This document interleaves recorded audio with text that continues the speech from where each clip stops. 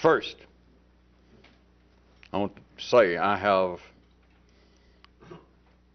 an extensive collection of very explicit nude photographs of myself, and if you people do not send me $35,000 within the next 48 hours, I'm going to send them to the press.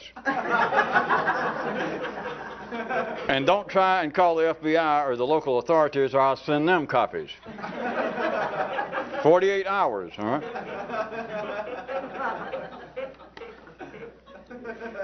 We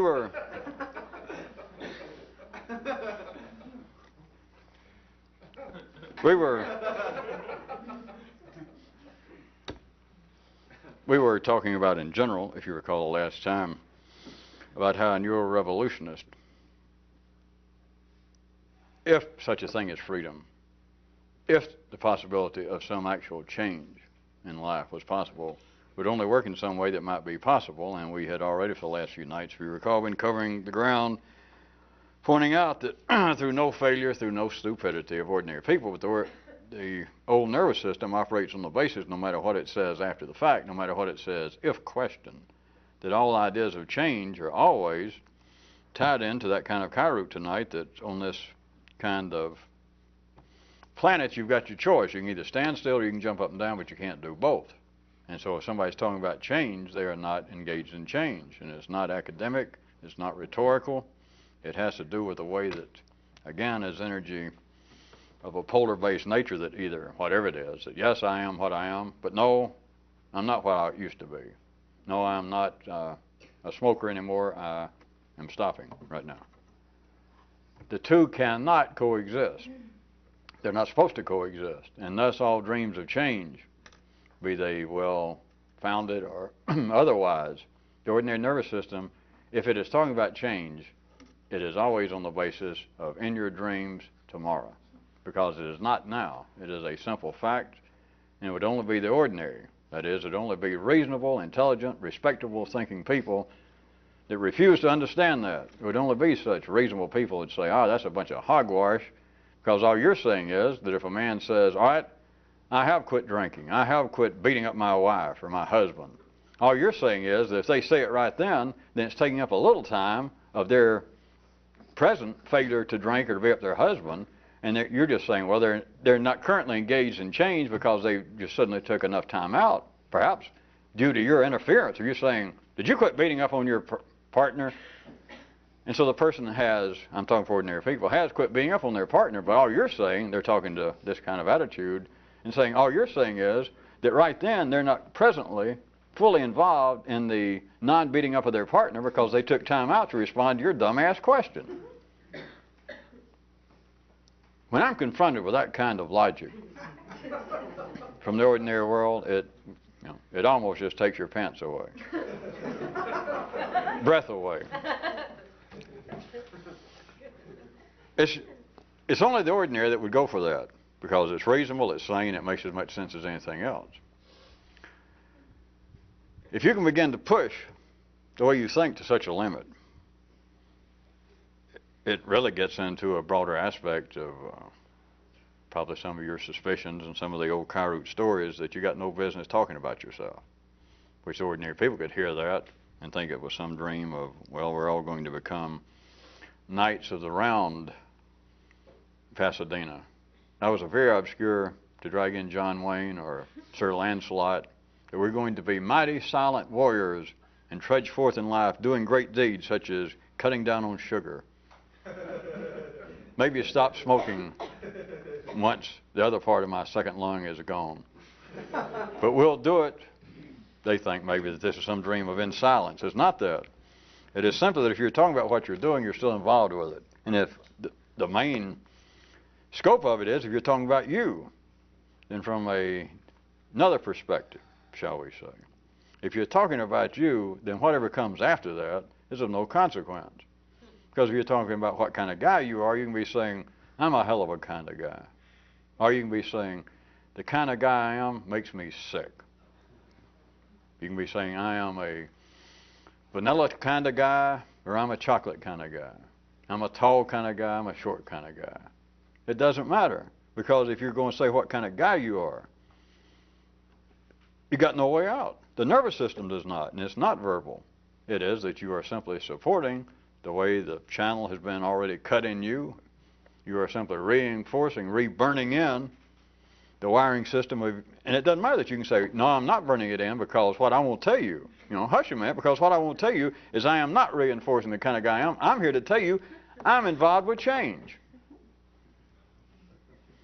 Sure, I've been in bad shape, I've been, overweight, but I have joined the gym. I can prove it. I got my damn card here. I've already paid up. Do you understand? From a more complex view, that doesn't matter. It's got nothing to do with whether somebody goes and actually joined the gym, to stay with that example, and is losing weight and is healthy, because the revolutionist knows that health has nothing to do with being alive. Don't you people in the medical sciences or the mortitional arts write me? Especially that last part. Those letters are spooky. And they smell funny. It is simply that you have, well, it's not simple, but you have severely interfered, comma. Now, for the real version, you have stopped any possibility of doing anything about yourself. Now, if you're ordinary, you can stop smoking, you can lose weight, you can quit drinking, etc. But now you're just simply the kind of guy who used to drink and smoke. But now I don't. For ordinary people, that's fine. There's nothing wrong with that. And if you find that fine, then I would say I would support you in your fineness. But that is not change. So, whatever would be real change, if it's indeed a reality, it would have to be something other than talking about it. And we were to the point of trying to run through several general areas about how this might manifest itself, if indeed this had any validity whatsoever. And if you recall, about where we left off, I was pointing out that if someone actually changed, it would only, we'd be talking about somebody else, like a neuro-revolutionist, to keep calling it that for a second. It would only be such a person that could actually change and deny it if questioned, which brings up, as always, if you're going to triple guess me that a neuro-revolutionist wouldn't tolerate somebody asking him something anyway. But if questioned directly and you found no way out, and I assume by now that you will not in any way assume this has anything to do with what your own private conversations might be going on. We're talking about, of course, real life and people asking you stuff. Well, there's a man who understands. I mean, don't try and make this into some kind of metaphysical merry-go-round, whatever that would be. We're talking about actual people coming up and bothering you and saying, hey, I want to ask you a question. You don't have to put up with that crap. Well, the way I handle it, somebody come up and say, aren't you so-and-so, or aren't you the person who run away from my first wife, or aren't you the man who ran to my car in a parking lot and left before I could beat you up? Whatever it is, if somebody asks you a question, here's what to do. Say, hey, boy, a quiz show, what's the prize? I can get them. If that don't work, kick them in their private parts. But at any rate, I just want you to know we're talking about, real things in life, being able to protect yourself. We're not talking about anything up in your damn phony baloney mind. This is not some kind of, what did Kyroot call them, metaphors or parables? Don't put up with that crap. But if somebody were to question you, how hard is it to tell on videotape when things of, how hard is it in life? Did the tape slip while I was out of the room, Martha? I thought it was almost making sense there, and it was like, it went, maybe our VCR is.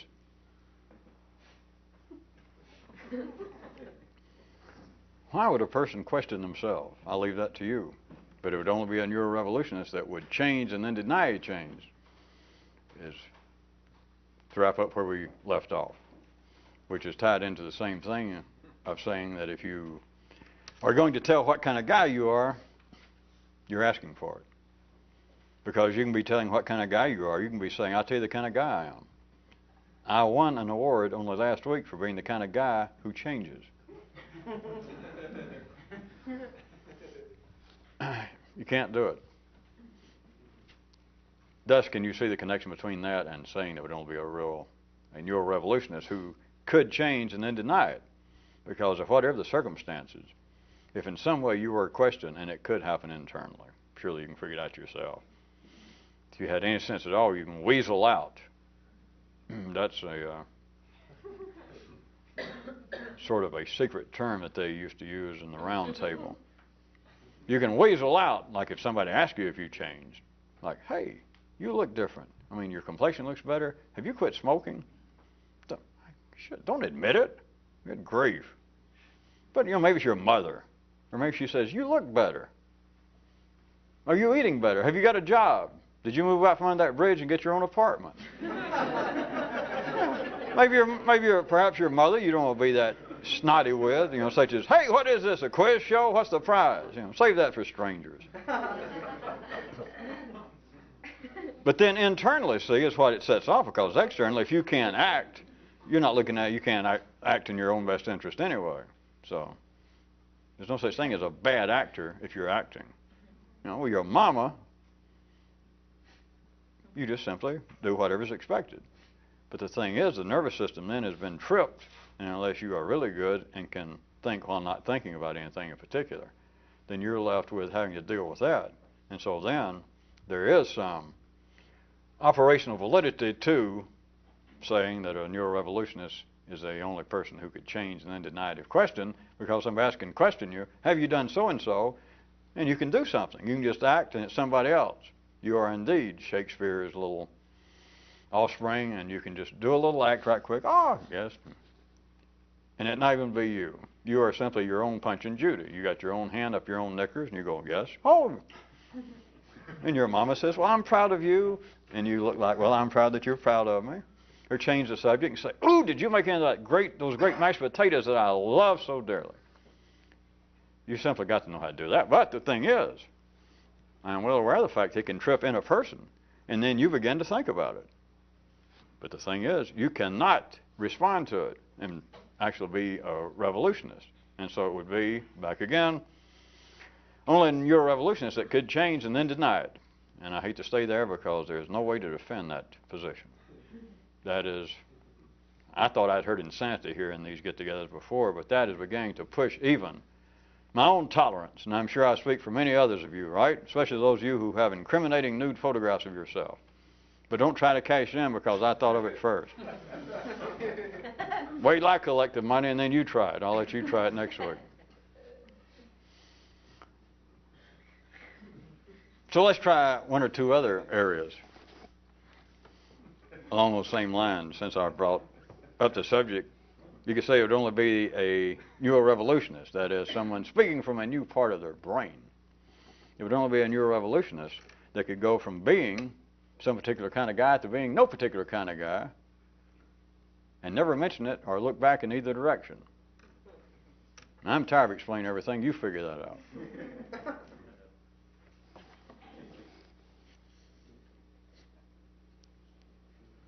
No takers. Well, everybody's a particular kind of guy. But also notice the dreams normally manifested throughout history that you could say would apparently be some sort of traces of a revolution, an attempted revolution. Normally has reared its admirable head, at least after the fact. Ordinary history would think it has occurred in some sorts of mystical, secret codes within religion. And as always, if you tried to apply this to something extraordinary, whether they were doing it in a religious context or they tried it in a cultural, an artistic, an intellectual context, to say, well, the point is to go from being some particular kind of guy to take the kind of insanity that I just passed along to him, to go from being some particular kind of guy to being no particular kind of guy, that has got to be even additional, stepped up degree of insanity. That would be like saying, all right, I am going to go join up with such and such monastery or cult or activity, and it's called the X monastery.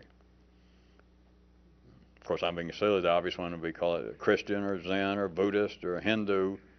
And then to say, all right, I'm going to apply myself to become a real, quote, blank, Jew, Christian, moose, Amvet, I'm going to work, I'm going to apply myself, and if I succeed, then several things, based upon the last few minutes of insanity, several things is I'll never admit it if asked, and I won't actually be one if I succeed. Did you follow that? That's what it would be like. All right, I'm going to go and study to be, let's say, a Buddhist.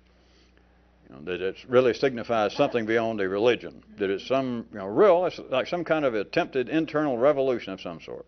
It would be like someone saying, all right, I'm going to go, whatever's required, I'm just devoting myself, I am going to go and study, work, apply myself to become a Buddhist.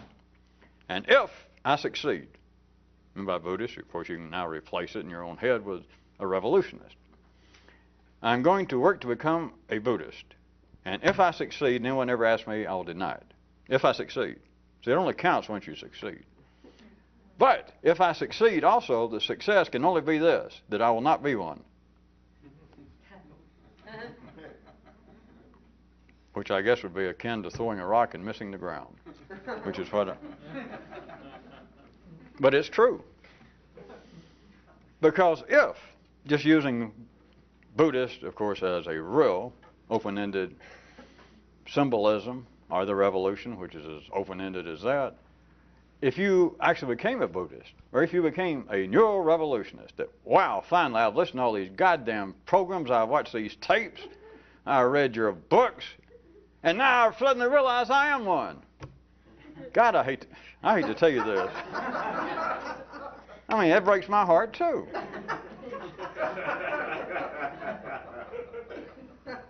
If you become one, then you're right. I'll accept your word. You become something. But if you have become a neuro-revolutionist, well, really, I hate to bring this up. But see, that is the reality behind saying that would only be a neuro-revolutionist that could go from being some particular kind of guy, which is being any kind of guy. Doesn't matter. We assume that you're just middle of the bell curve sane in life. So it doesn't matter whether you're tall, short, man, woman, fat, You're just some particular kind of guy. Everybody's some particular kind of guy.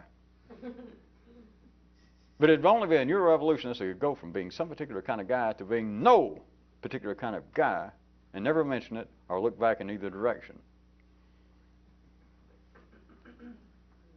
Because if you can stop being some particular kind of guy and go into being to where you say, where you think, well, wait a minute, I have expanded my cultural, artistic, intellectual, spiritual horizons to such a degree I have broken free from the shackles, the bonds of ordinary human expectation and limitation, my own slimy, little meaningless, little greedy, egocentric self and personality, and I have blossomed out to the point that I am now one with the universe.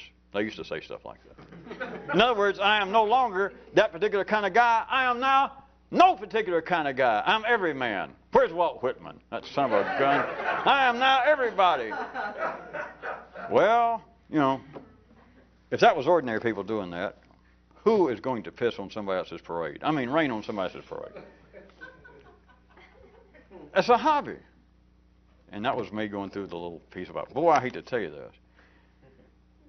But if you've gone from being some particular kind of guy to being, and the one I was using to try to get you to see that it can apparently, intellectually, verbally be absolutely open-ended. I've gone from being a particular person to being almost no one. I feel as though I have turned into some kind of spiritual molasses. For you people in the South, sorghum. For you people down east, maple syrup. And I feel as though I have sort of flowed, that I have sort of merged with all the cosmic forces. I am now no particular kind of guy. Well, darn it. Boy, I hate to say this. It would only be a neuro-revolutionist, and it's not an act, and it's not something I can try to tell you about. Some of you already got a piece of it. It's almost to the point.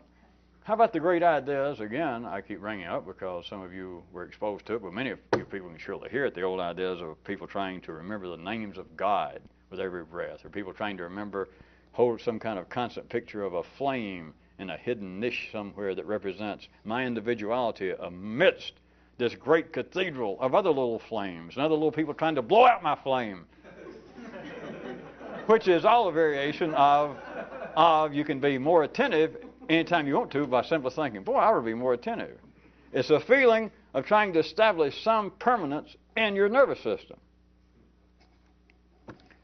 If you do that, it doesn't matter what the permanence is. You can go, well, I've gone from being a particular kind of egocentric person to being one with the universe. It's not the opposite, but it sounds that way, of everybody else trying to remember I am whatever it is they think that they are. You know, that I am no particular kind of guy, or I am now, after years of struggle, I am now a Buddhist. I can now constantly be alert and attentive to the fact that I'm here. I am here amidst all of this complex movement of life and all of the insanity. And I'm in some way almost a refuge. Or as those great prophets, Ezekiel and James Cleveland said, peace be still. Amidst the storms, I am here. It's almost the opposite. Not quite, but it's almost. Turn inside out. Try and reverse your own aging process. It's almost not thinking at that level. Rather than, I've struggled all my life. Starved, fasted, wore funny clothes. To get to the point that no matter what happens, no matter how my nervous system reacts, no matter how many anchovies I have eaten the night before, no matter how much coffee, no matter how much I have suffered the slings and arrows of outrageous poets, in some way in my mind I can hold to a certainty. Amidst it all, I can just constantly be aware of the fact that it's me here. No matter what else is going on, it's me here. Is that the kind of guy you are? Yeah. It wasn't easy, but I'm that kind of guy. See, the reality that I'm suggesting to you is it sounds to be the opposite. Because it sounds as though, well, you worked all your life to get to a place, and all you have done, I hate to say it, by trying to pull your foot off the floor, what you have done is driven even a larger spike in it, and I got to congratulate you on this. There is no chance you'll ever move whatsoever. And people would think, well, I appreciate that. Thank you so much. You know, I knew when I met you, or I suspected that you might be of a like mind as myself. It is quite easy to please people. I can't believe that I wasted our time, a precious 3 or 4 seconds, by pointing that out. You have not gone from being a particular kind of guy to being anything new, much less no particular kind of guy, if you mention it. And mention it covers everything from parables to metaphors to symbols to literacy, literalacy. You can't note it, and you can't look back in either direction, which, speaking for some of us, probably will say, thankfully, we probably will not have time to go into about looking back in either direction. You know, it's one thing to misspeak once, but, you know, to go back and do it 3 or 4 times like a pickup truck. Kyroot pointed out, that is not one of the 2 things that can, with impunity, back up. And it's not a 4x4. I'll give you one more hint. You can look back in either direction. And it's not just on the basis of a neuro-revolutionist being able to go from being a particular kind of guy to being no particular kind of guy, because whatever you're thinking, you're looking back in either direction. Oh, no. Oh, no. No. Whatever you're saying about thinking back, if you're talking about some kind of reflecting on your past or thinking about what you did yesterday or naughty thoughts you had last Tuesday, anyway, any kind of reflection on your past, you're looking back in one direction. Don't try and play metaphors with me. You can only look back in one direction. No, no, no. If you look back, you're looking back in either direction.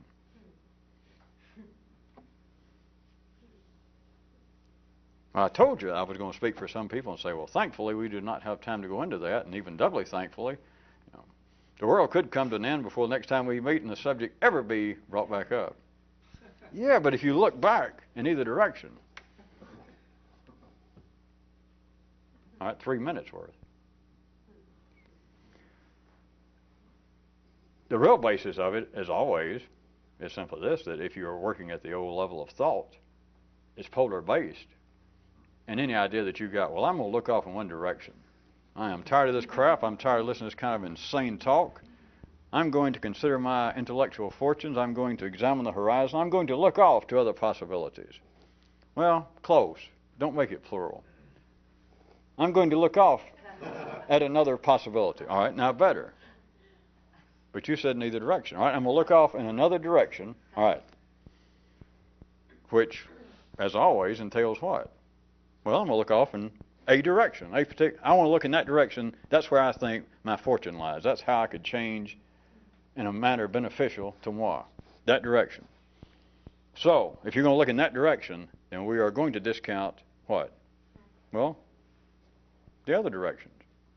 I mean, because some of them actually go in opposition. One of my directions is I want to be healthier. I'm just sure that I'll be more intelligent if I was healthier. How come somebody can't start just without fooling around, a real business on that basis instead of all this stuff about non-smoking clinics and AA and Jenny Craig? I keep giving you a hint. Start that one. Well, I want to be healthier, says the person. So at least I'm looking in that direction, okay?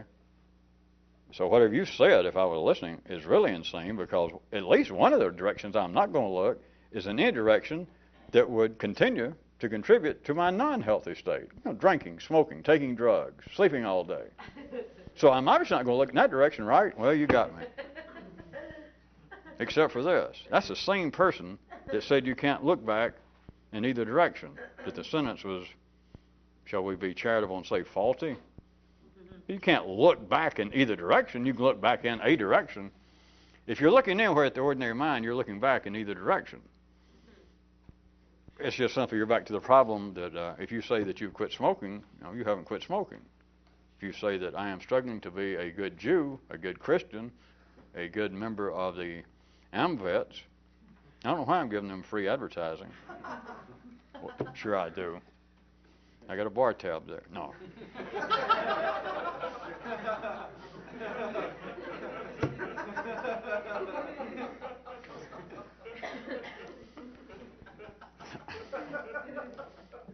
If you think about any possible change of what you're doing, change that you think you're due, change that you thought you have already executed to some degree, if you think about it, you're back to polarized energy, and you're telling what kind of guy you are, and you are looking back. No, I'm looking to the future. Okay. But we just gone through that. I am looking to the future, and I don't care what you say. I'm looking where I'm going. Where are you going? That way. All right. Then you're looking back in both directions, because you're telling what kind of guy you are. And I'm getting tired of this. You're driving me nuts.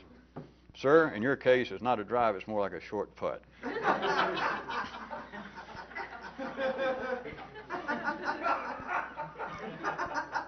It's an old joke, but he was an old man, so.